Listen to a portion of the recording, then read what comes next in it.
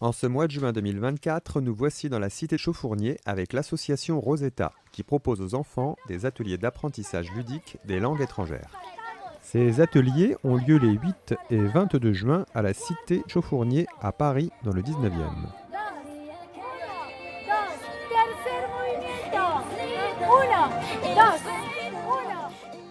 Oui, bonjour, moi c'est Paola Barbosa. On est à la fête du quartier du 19e arrondissement et on est ici à l'atelier des Recettes Atelières pour profiter le temps avec les enfants. Et qu'est-ce que vous faites dans cette fête de quartier ? En fait, on vient pour proposer des activités ludiques, artistiques. On a fait de la peinture, de la danse pour les enfants, pour les adultes, pour les ados, les adolescents, pour tout le monde. Oui, en fait, c'est le but de l'association. À travers cette activité, de ce genre d'activité, on apprend aux enfants la langue espagnole. Donc, on leur apprend des mots faciles, mais aussi qui est un rapport de l'activité. Alors vous, quelle activité vous enseignez ? Normalement, c'est la danse, mon activité. Mais quand même, on est en équipe, donc on profite pour faire toutes les activités ensemble. C'est l'occasion pour les enfants de s'interroger sur leurs expériences passées d'apprentissage des langues étrangères.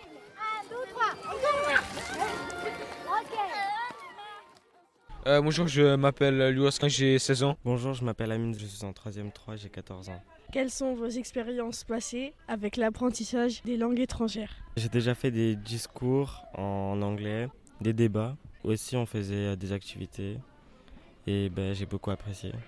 Mes expériences avec les langues étrangères, c'est que j'ai hérité de deux cultures. Je suis franco-hongrois, je parle hongrois à la maison et français dehors. En même temps, ça m'a amené plutôt des choses positives. J'arrive plus facilement à apprendre d'autres langues.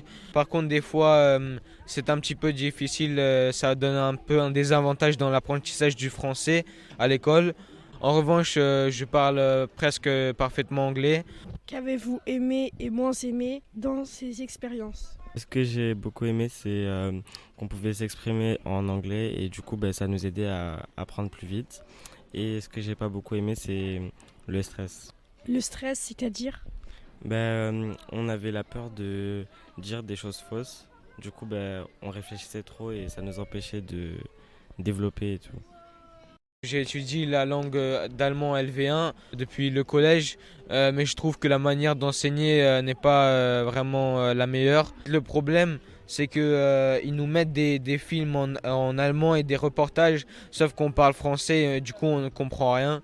Du coup, je pense qu'on devrait plus parler en allemand en cours. Comment pensez-vous que l'apprentissage des langues étrangères pourrait être plus attractif ? Déjà en faisant des activités dans les écoles avec des gens qui viennent des pays anglophones ou hispaniques par exemple, et ça pourrait donner plus l'envie. Aussi par exemple faire des voyages scolaires dans des autres pays, ça pourrait donner l'envie aussi d'apprendre parce qu'on va être en contact avec des autres personnes. Je pense que l'apprentissage des langues étrangères pourrait être attractif dans le sens où on montrerait au public, aux gens, les avantages et les atouts de parler plusieurs langues, ce que ça peut faire dans le monde. Les atouts, c'est dans la communication, de pouvoir mieux communiquer avec le plus de gens possible, de ne pas galérer quand on va dans d'autres pays et de savoir parler la langue. Quel type d'activité préférez-vous ?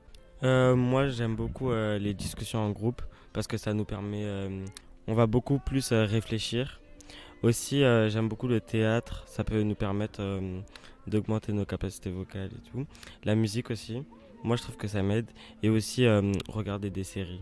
Si vous pouviez concevoir votre propre programme d'apprentissage des langues étrangères. Si je devrais faire mon propre processus de l'apprentissage d'une langue, je pense déjà c'est d'aller dans les paramètres de mon téléphone et de mettre la langue que je veux apprendre, de regarder pas mal de films avec la langue souhaitée, des choses comme ça.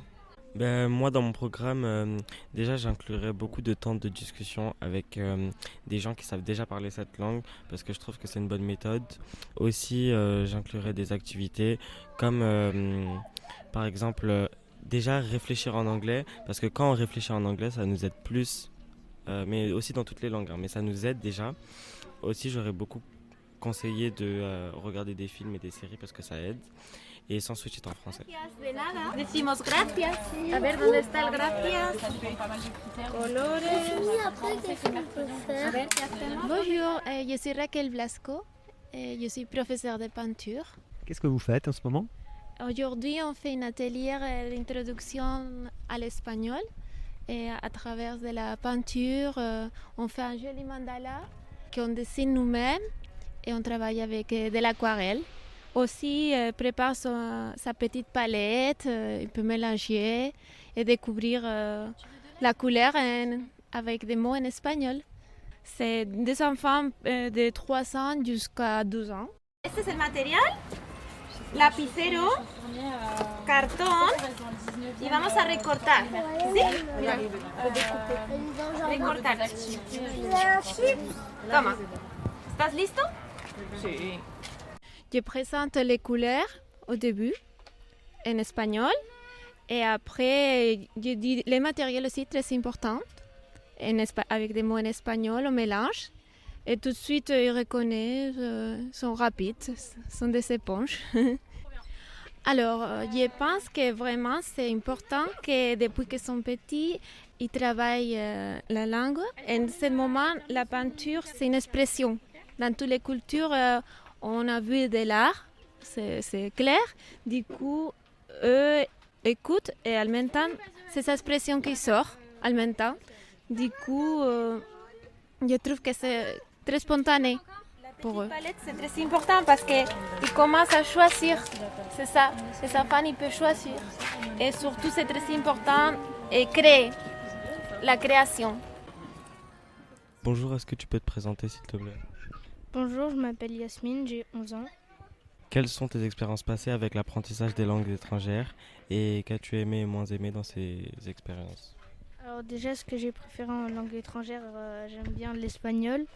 Et ce que j'aime pas trop, l'allemand et l'anglais, on va dire. Pour l'anglais, l'allemand, c'est les langues que t'aimes pas ou c'est la manière dont on te les a enseignées?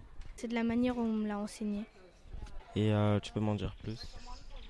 Par exemple, quand on n'arrivait pas à faire des exercices, elle nous expliquait pas bien. Si on n'arrivait pas, elle nous aidait pas, etc. Et est-ce que tu penses que ces langues, tu pourras les apprécier plus tard si on te les apprend d'une meilleure manière? Ouais, peut-être, je pense. Comment penses-tu que l'apprentissage des langues pourrait être plus attractif?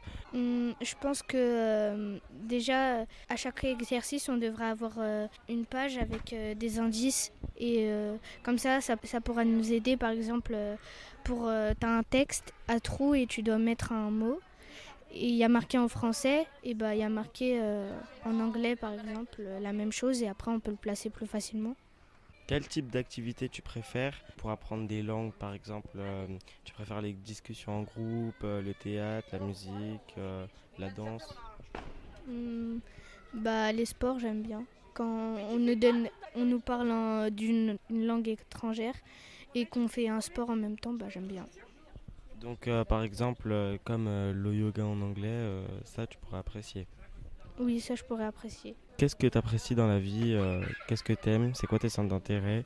Et comment tu pourrais faire un lien entre ce que tu aimes et l'apprentissage des langues? Déjà, ce que j'aime, c'est le foot. Peut-être que les entraîneurs ils pourraient nous parler de la langue que je voudrais apprendre en même temps qu'on fait des entraînements. D'accord, merci. Vous voulez apprendre un petit peu de yoga en anglais? My name is Dini. My name is Khadija. Khadija. What's your name? Swad. Swad. What's your name? My name is Yayamin. Yayamin. How old are you? Do you know this question? How old are you? 5, 6, 7, 8, 9, 10? 10 years old. Perfect. Bonjour, hello. Je m'appelle Dini. J'ai fait le yoga avec les enfants et j'essaie d'intégrer un peu d'anglais avec. Quels sont les bénéfices du yoga pour les enfants? Le yoga pour les enfants, ça aide les enfants d'exprimer avec leur corps, d'être plus à l'aise dans leur corps, d'être connectés avec leur corps, l'environnement et les autres enfants en groupe. Le but, c'est d'être confortable dans leur corps, d'accepter leur corps, d'accepter les autres aussi. Alors c'est une façon de prendre tout le monde ensemble. Tu sais comment on dit jambes en anglais? Legs, feet. Arm, back. Comment vous faites pour apprendre l'anglais en même temps vous apprenez le yoga? Moi, j'adore d'utiliser des livres. Alors, j'explique la story en anglais et français en même temps. Normalement, c'est un livre avec un thème. Par exemple, un gorille qui est triste, qui a besoin pour la compassion, des choses comme ça. Aussi, j'utilise des chansons pour apprendre la partie du corps. Et après, la posture de yoga, tous les animaux. J'ai des jeux avec les couleurs. J'ai des jeux avec des chansons, plein de choses. J'essaie d'intégrer l'anglais en créativité, en mouvement, pas vraiment avec un livre, on apprend tous les mots comme ça. Ça donne une façon libre. Pink. You speak English already. What's your favorite color?